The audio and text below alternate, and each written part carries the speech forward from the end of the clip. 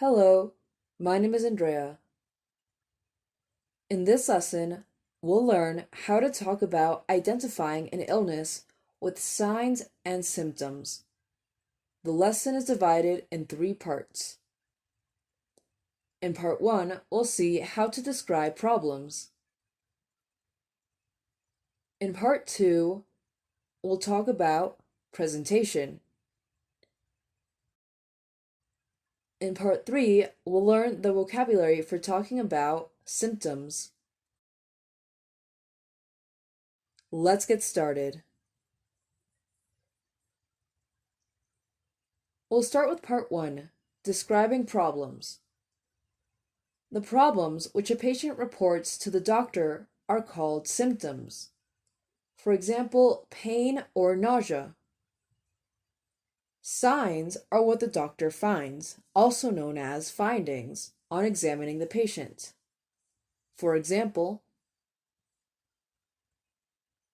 if the symptom is fatigue when exercising, the sign would be high blood pressure or a rapid pulse rate. Symptoms are also known as complaints. To report a patient's symptoms or complaints, doctors say, Mr. Farnsworth was admitted complaining of chest pain. Now let's continue with part 2, presentation. Patients say they went to see the doctor, whereas doctors say the patient presented.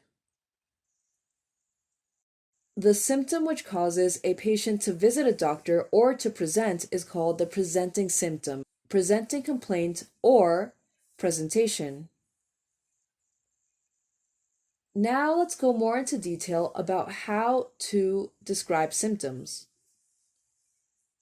Finally, we'll see part 3, talking about symptoms. These are the most commonly used terms for frequent symptoms. A patient may complain of the following: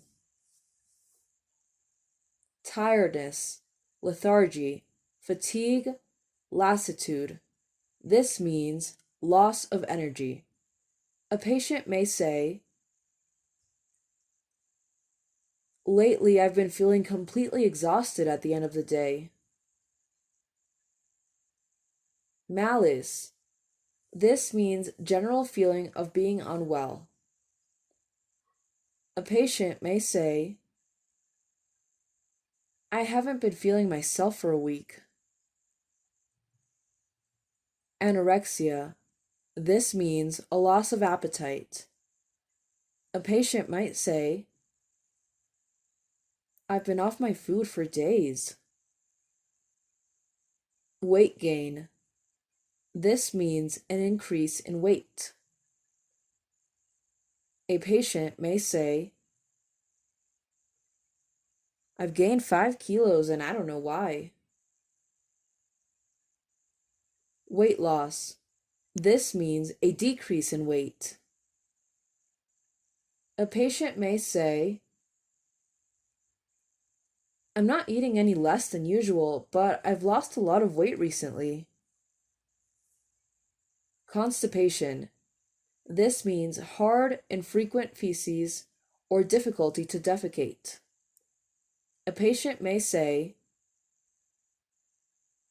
I'm not very regular. Remember, the verb feel is used with other adjectives such as hot, cold, nervous, anxious, dizzy, or weak. For example, she said she felt dizzy. That's the end of today's lesson. I hope you found this informative. See you in the next class.